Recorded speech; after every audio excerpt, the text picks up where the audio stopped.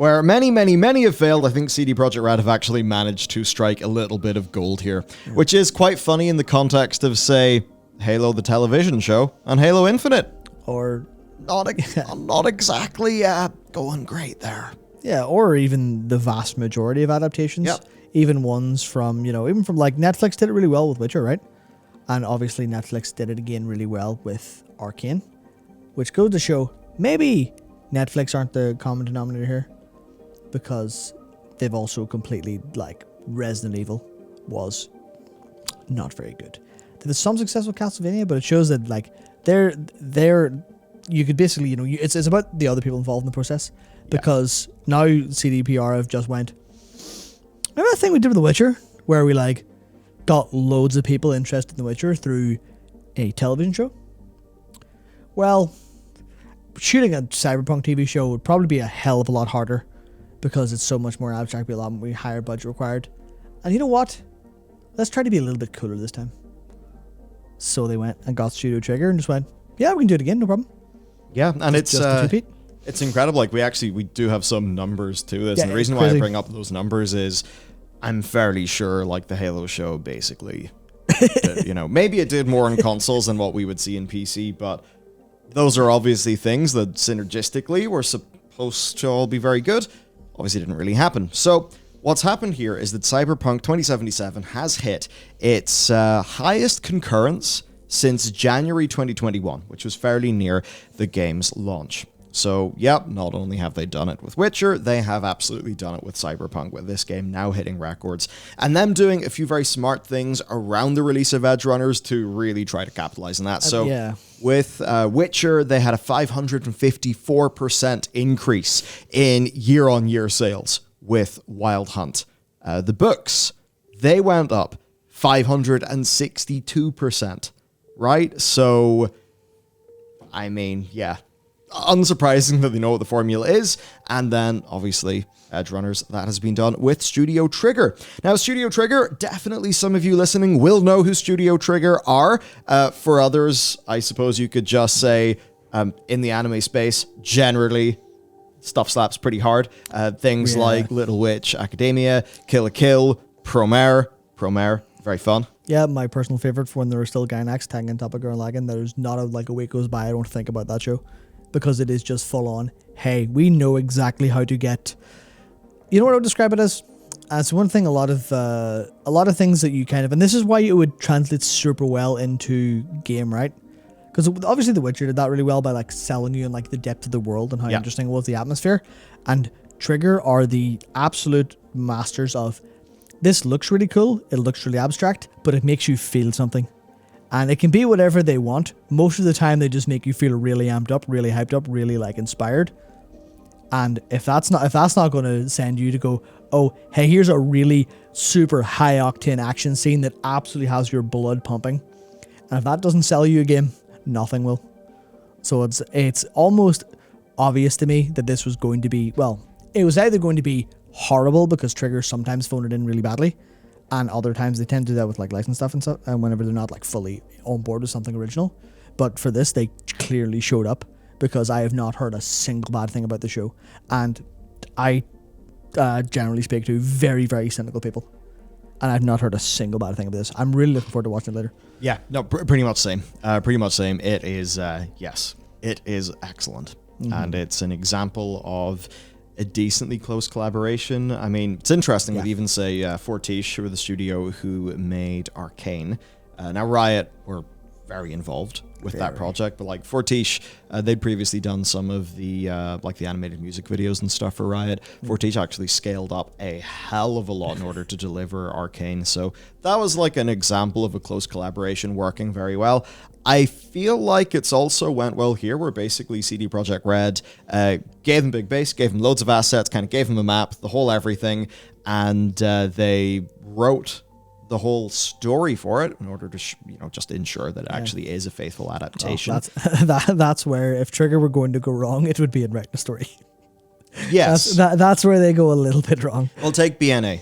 Yeah. That is a good example of it being, like, thematically just a little bit hodgepodge, right? And never quite is able to really land things as well. Yeah. Whereas here, I think we have the strength of CD Projekt Red and the strengths of Trigger both really, really there. And there was a very funny adaptational change as a result of what you could say are medium conventions, where and Trigger were very firm with CD Projekt Red in this, where they got the character design for Rebecca and said, she's a lolly. Lollies don't exist in Night City. It doesn't fit the aesthetic.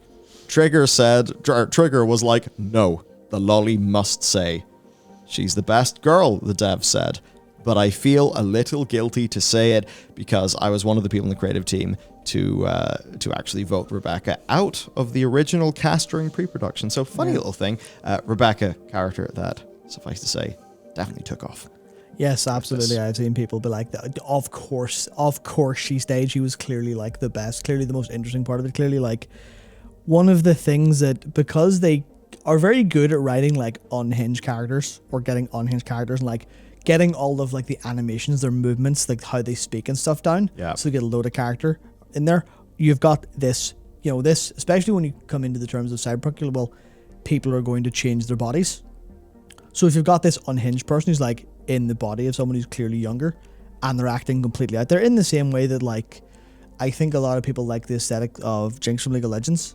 Yes. Because very small, very like, oh well, the kind of well, this is going to be another anime reference, but like the Palm Top Tiger is what Taiga Isaac is called in Toradora, and it's because everyone judged them for being small, but she's actually really fucking ruthless, and that like that juxtaposition is what makes, especially whenever because they did the same in Kill la Kill with Nona, very kind of crazy, and the other one I can't remember her name, the one of the scissors, the one of the like the weird hair, but it's very much she's small, but she's fucking mental, and that just kind of works for the character overall. So for Trigger, they're like, you know what?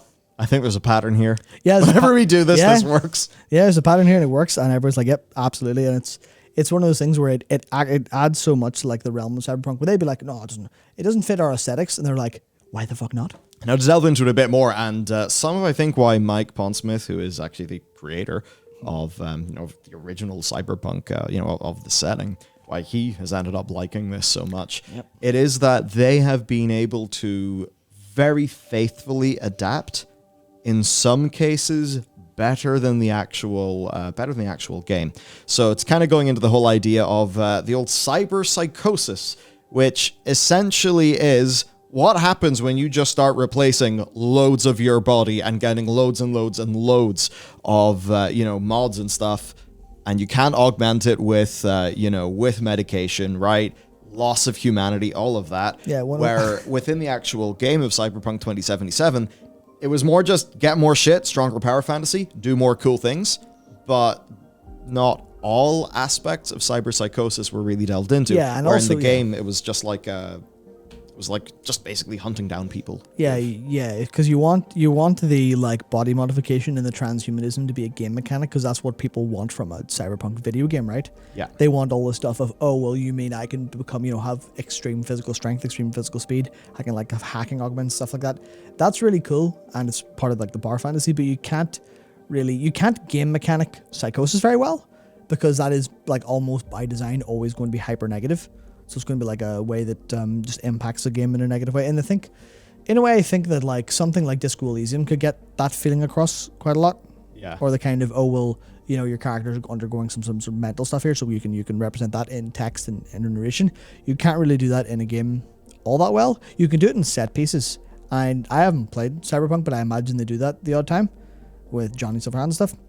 But like Far Cry is another good example. Whichever the Far Cry was where with the scene was you actually like took hallucinogens. I think that was 3. Yeah, it was 3, and like that's the stuff that really works for people. But you can't really do that mechanically unless you make something completely mental, and then you just made like Divine Cybermancy.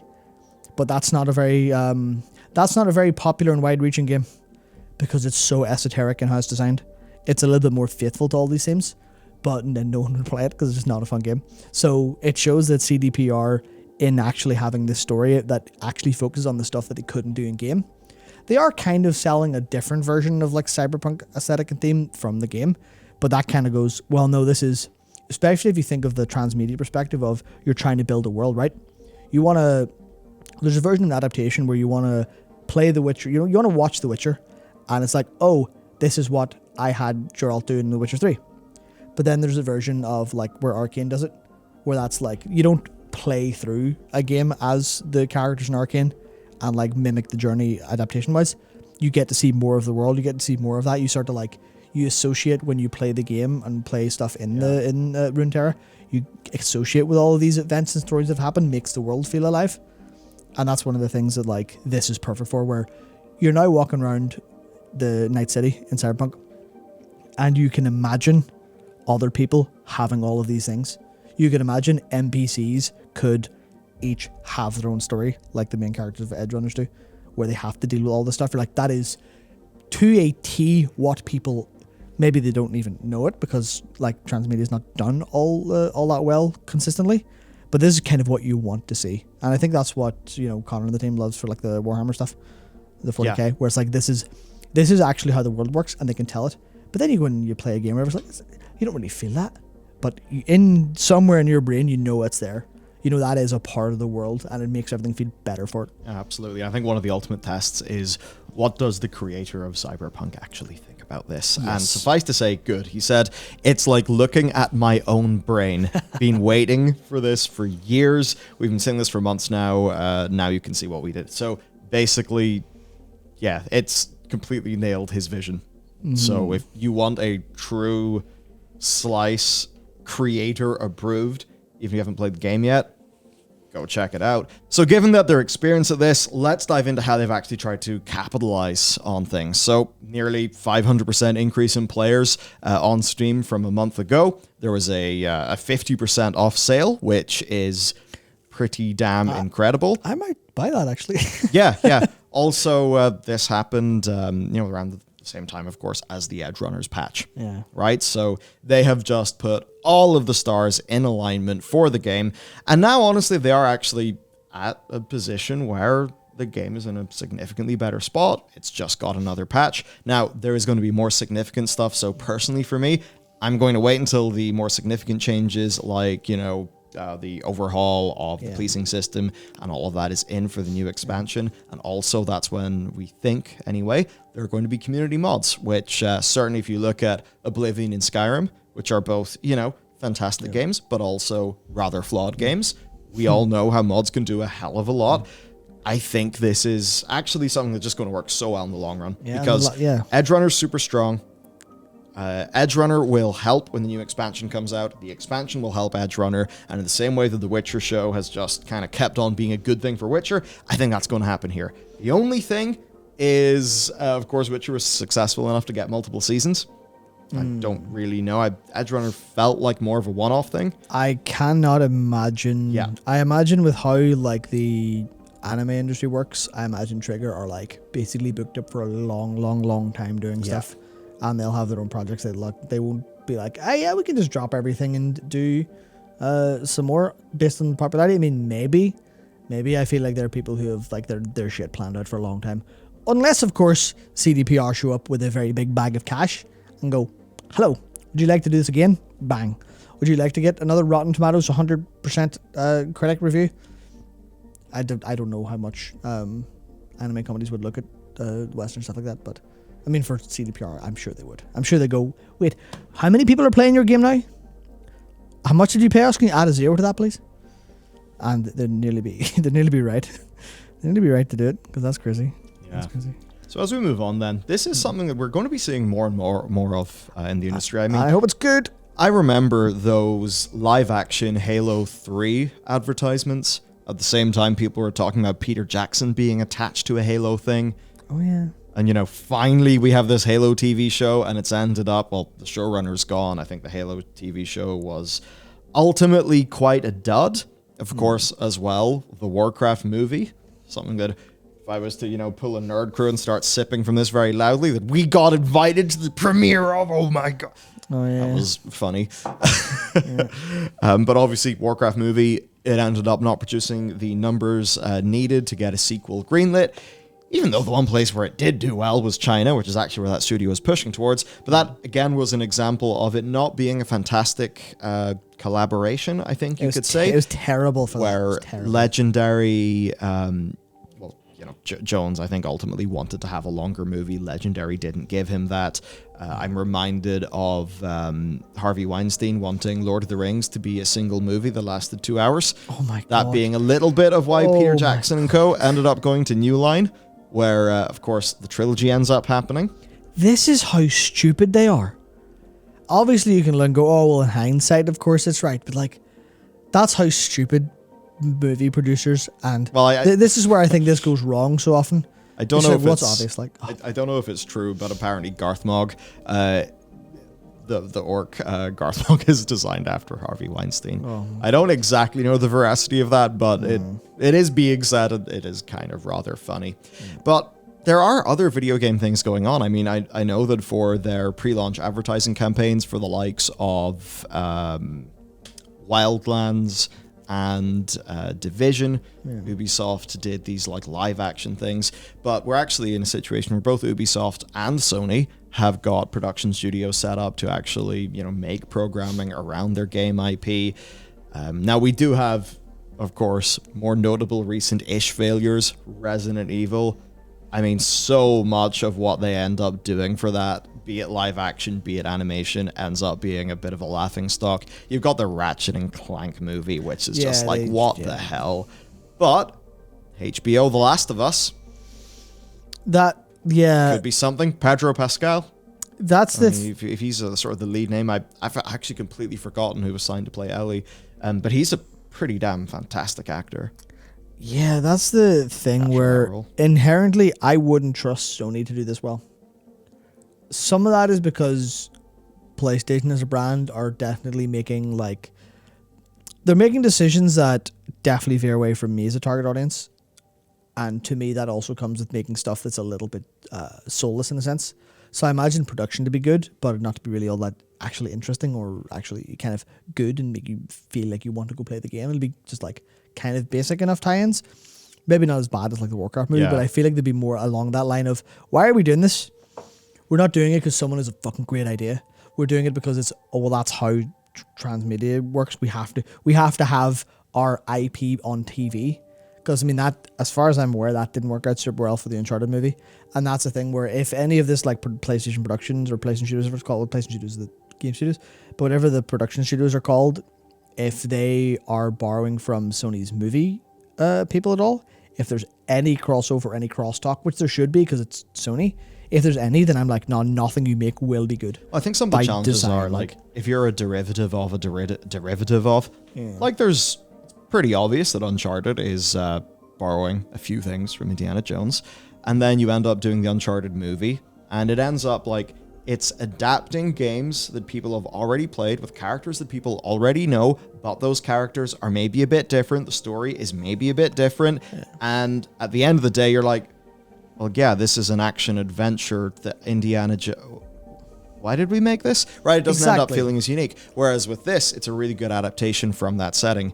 Now, it is then kind of funny because you could maybe apply some of those things to, say, The Witcher, and certainly as an adaptation, The Witcher TV show does fall over in quite a few ways. It's bizarre. The Witcher is one of those shows that has a lot of flaws, but it ends up being very likable, and I think that's what's ended up being successful. Whereas I think on a purely, pure critical rating basis, Edge Runners probably is better.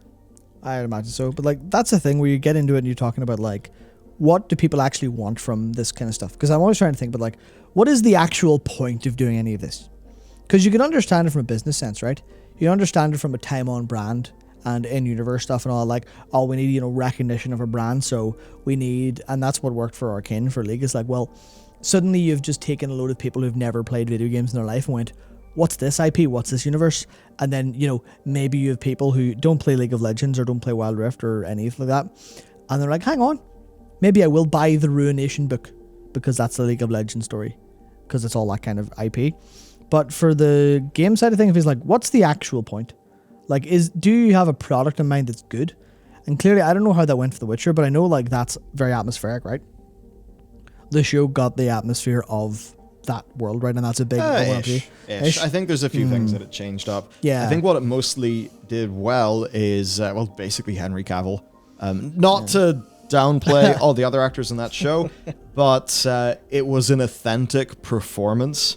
Yes, right? So yeah. even though a lot of things weren't ideal, basically Geralt came out right, and I think for a lot of people that's what ends up working. I think one of the reasons why that world does so well is because the character that world is experienced through is a character that people very much resonate with, and I think that's why you kind of end up having quite a challenge. So that's a very compelling portrayal of that character. If, say, Pedro Pascal can do the same for, Joel, then you can see that working. Well, and then it perhaps won't feel like, kind of won't feel just like a cash-in. And I think if you want the ultimate example of this going wrong, it's the Halo stuff, where they change the main character, they change up quite a few things, they have really messy pacing, they make bizarre narrative decisions that definitely make it depart from Halo. I mean, you had your man who was like art director or whatever say like, this ain't the Halo I worked on. Now he did somewhat soften that by saying, I don't necessarily mean it's bad, it's just not the one I worked on. But obviously the one that people wanted was the one that he worked on. No, he said that so he didn't lose his job. Yes.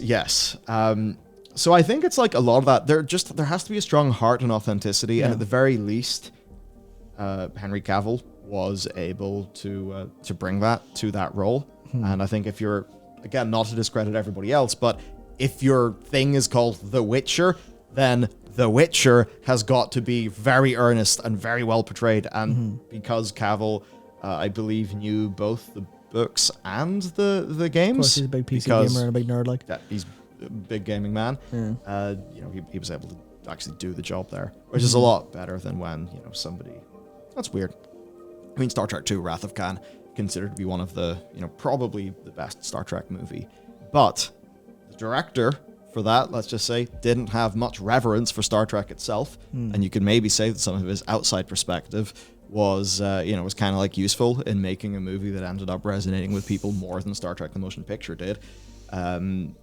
So, there's value to an outside thing, but... You don't need to be an insider. You need to have the reverence. And that's the thing people picked up on Halo.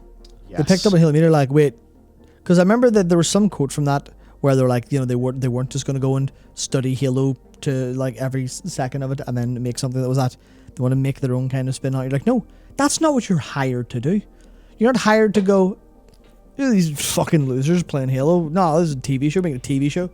We'll borrow some stuff. We'll borrow some sex. No. Yeah, let's make the Master Chief have sex. With a prisoner of war. Fuck. Brilliant story. That's exactly what everyone wanted. Art. No. Yeah, but that's the case where instead you sit there, you go, well, can we do justice for the fans?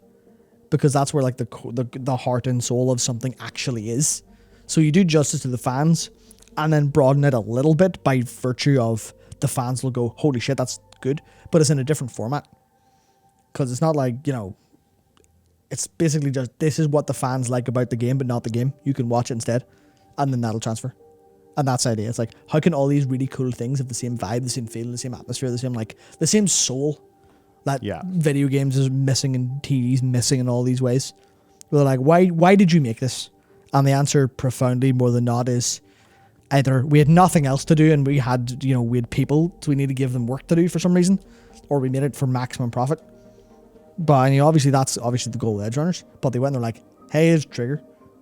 You would be able to display the action of Cyberpunk with, basically better than anyone else in the world right now.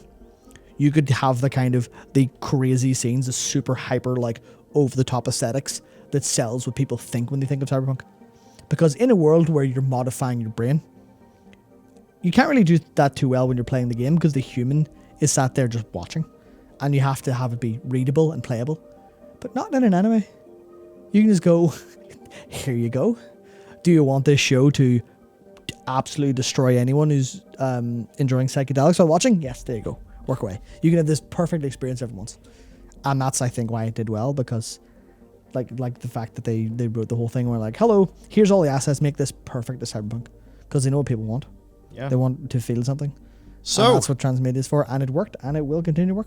In a world where people's reasons to maintain a Netflix subscription have been going down and down and down and down, there is, in fact, one reason to maintain, amongst maybe a few others. There's something to watch on Netflix anyway. And hey, it's really, really good. And CD Projekt Red know how to do this shit right. There's a hell of a lot that the rest of the industry can learn. Because, like, even from the clause of an undeniable, like, either a Pyrrhic victory or a costly defeat, you know, or is it like how you could sort of say Cyberpunk's launch was? Yeah, no, it was a toxic defeat, and they got destroyed, and rightfully so, because they deserve everything, because they were genuinely vile about how they handled all of that. Totally fucked it. And that's the thing, whereas it is an astounding show of good faith from anyone who's willing to buy the game and buy their next game and spend money specifically to watch their show.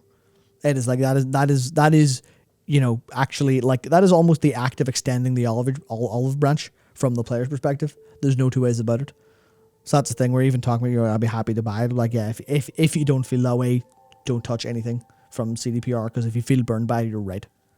You're right. It's just some people are kind of I was going to say more willing to forgive, but that sounds like a moral, like, oh, I'm willing to forgive. It's a very godly thing. No, I mean, more people are just happy to get back into the pit and fight them again.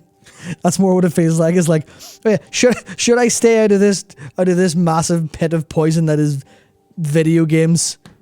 Nah, fuck it, I love a scrap. Yeah, it's more of a, all right, I'll roll with you again. Yeah. So there we have it. Let us know what you thought. And, man, Cyberpunk. Look, I'm still going to hold off. I've played like the first few hours, but I'm going to hold off because I want to go in when there's mod support, and I can just mod that thing to the tits, and it's absolutely incredible. And, I don't know, I almost certainly won't have a graphics card capable of doing any of that. So, $14.90 and today, you're fine. Ah, yes, for the low price of $1,600. Yeah. Gonna hit you with a no on that one. Yeah, look at 4 times the performance. Yeah. Oh dear. Right. That's it for us. See you next time.